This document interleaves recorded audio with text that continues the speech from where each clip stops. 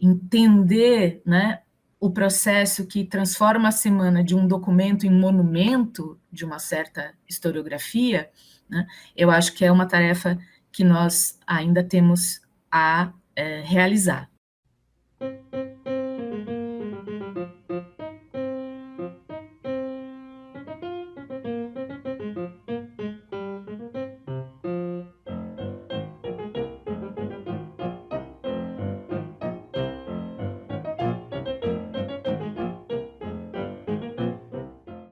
Eu sou Fernanda Pita, sou historiadora da arte e curadora na Pinacoteca de São Paulo. Para mim, a Semana de 22 é um problema historiográfico muito interessante. Entender como ela se tornou um fato histórico nas narrativas a respeito da cultura brasileira, da arte brasileira e da sociedade brasileira, né, do seu entendimento enquanto sociedade, é fascinante, porque a gente observa, né, que um evento que foi pontual numa cidade específica, né, acabou encontrando um lugar simbólico dentro dessas narrativas, né, que, de certa maneira, procura sintetizar uma ideia de cultura brasileira e de projeto de nação, mas, ao mesmo tempo, acaba se tornando uma espécie de mito fundador, né, de uma certa modernidade do país.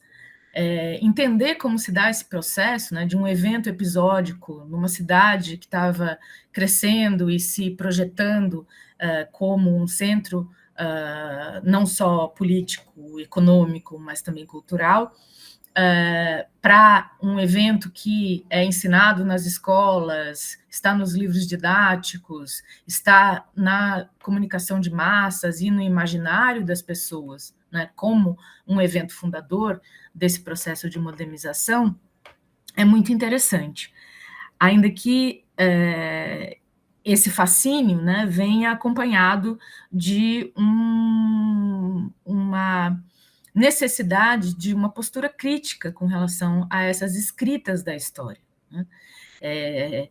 Entender, né, o processo que transforma a semana de um documento em monumento de uma certa historiografia, né, eu acho que é uma tarefa que nós ainda temos a realizar, né? Fazer uma leitura contrapelo da semana de 22, né, para usar aí uma terminologia benjaminiana, né, de reflexão sobre a história, ainda parece uma tarefa urgente, na medida em que essa centralidade que a semana, né, passou a ocupar no pensamento cultural sobre a cultura brasileira, né, ela, de certa forma, encobre, né, outras experiências de modernidade que se deram ao mesmo tempo, ou antes, ou depois, né, em processos também culturais e históricos, né, por todo o país. Também acho que um outro aspecto que me fascina e preocupa, né, com relação à noção, né, de Semana de Arte Moderna de 22, e com o peso que ela tem na cultura brasileira e na sua autorrepresentação, é entender, né, esse evento não como um fato isolado, mas como um processo, né? E também dissociar, de certa maneira, ou tentar entender, né, em termos processuais mesmo, aquilo que acontece na semana de 22 como algo que é uma afirmação, né, de ideias de liberdade artística, de experimentação, de ruptura, né, de atualização de um discurso estético-artístico, cultural, em consonância, né, com as vanguardas no mundo ocidental, daquilo que vai se construir enquanto pensamento sobre a arte e a cultura brasileira nos anos posteriores à semana, né? E que poderiam ser demarcados, vamos dizer assim, né, por textos como os manifestos, Pau-Brasil, o Manifesto Antropófago, a publicação do Macunaíma, né, que se dá também nesse período que vai de 22 até 1929. Né? Eu acho que esses são, na verdade, os anos, né, que respondem, né, a esse ideário de construção de uma cultura brasileira, né, que não estava em germe na semana. Né? Mas é muito difícil para as pessoas em geral, né, entender que os processos históricos eles não são pré-determinados, né? Eles não são relações causais, né, e relações teleologicamente postas. Né? Eu acho que o pensamento histórico é muito importante na abordagem desses fenômenos para que a gente possa entender a história como processos que se dão no encontro de tendências, de questionamentos, de experiências, muitas vezes conflitantes e não necessariamente encadeadas dentro de uma lógica pré-determinada. Né? Aquilo que acontece na semana não é necessariamente, né, aquilo que vai desembocar nesses outros processos. Né? Aquilo não estava lá em germe. Outros acontecimentos, outras experiências se dão, né, no processo histórico que vão levar, né, a essa ideia de encontro do Brasil consigo mesmo, né, que é imputado à semana de 22, né, mas que não necessariamente estava lá. Né? E eu acho que trazer à tona, né, hoje, a semana de 22 implica em olhar, né, para esses outros processos, outras experiências, né, que vão conformar de maneira elástica, contraditória e diacrônica, né, e também dispersa numa geografia que é de um país continental como o Brasil, né, que vão conformar isso que nós chamamos de moderno brasileiro, né, de modernidade no Brasil. Né? Processos que têm a ver com novas posturas com relação à produção das camadas subalternas da sociedade, dos povos originários,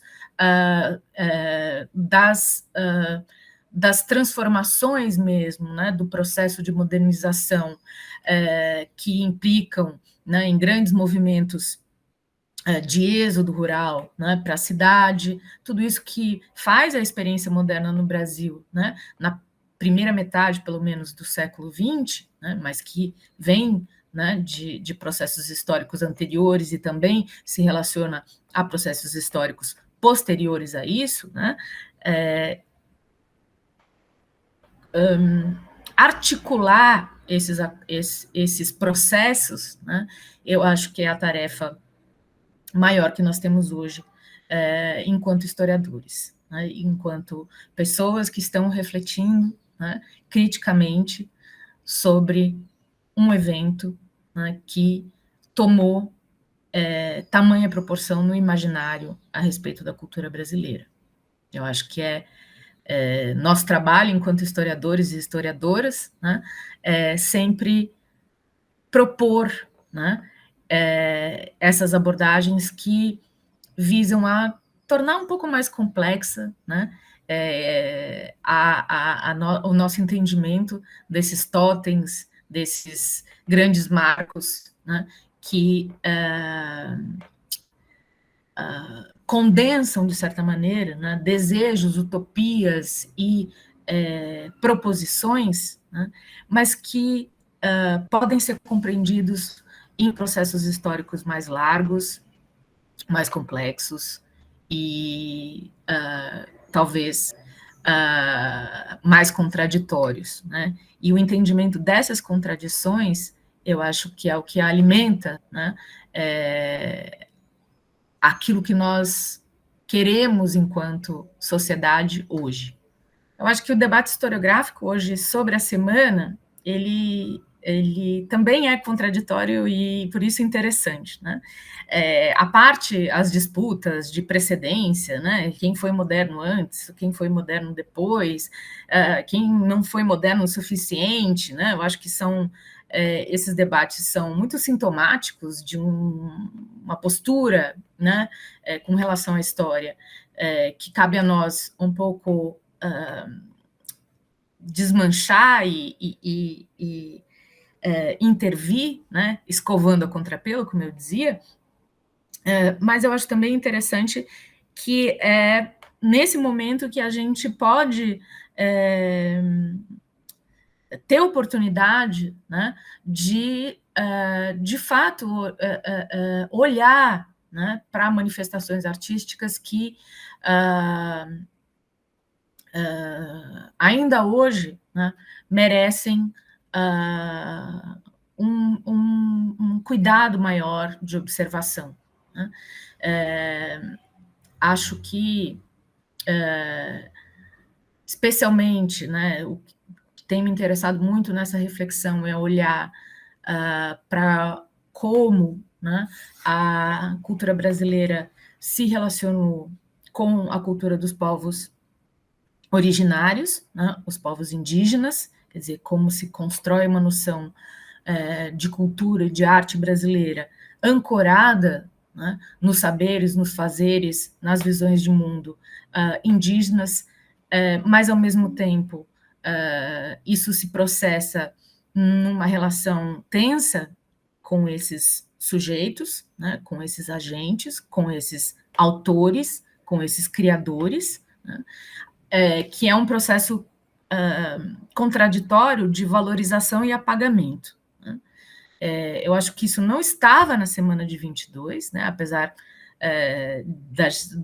do pensamento assim, geral, né, de que isso aparece lá em 22, mas, como a gente sabe, isso vai aparecer nesse grupo paulista muito depois, né, isso está sendo pensado e articulado por outros artistas em outros lugares do país, em Belém, em Pernambuco, no sul do país. Então, acho que isso é também, né, uma questão a ser discutida e melhor localizada, né, para que esse debate se enriqueça. Mas, ao mesmo tempo, é interessante pensar como, né, nas pautas políticas, né, de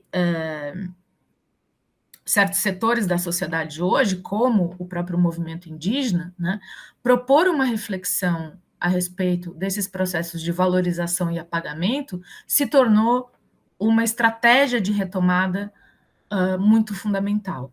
Né? Quer dizer, olhar para como, né, essa dita ou esta chamada cultura brasileira, né, se relacionou com os povos originários, hoje, né, fazer esta revisão é fundamental dentro dos processos de empoderamento, de visibilização e de proposição, né, de lugares de debate político para os povos indígenas no Brasil. Eu acho que essa é a atualidade, né, desse debate e dessa reflexão histórica que permite, né, que sujeitos subalternizados e invisibilizados hoje, né, reclamem e reivindiquem, né, o seu lugar na mesa de debate sobre a cultura brasileira.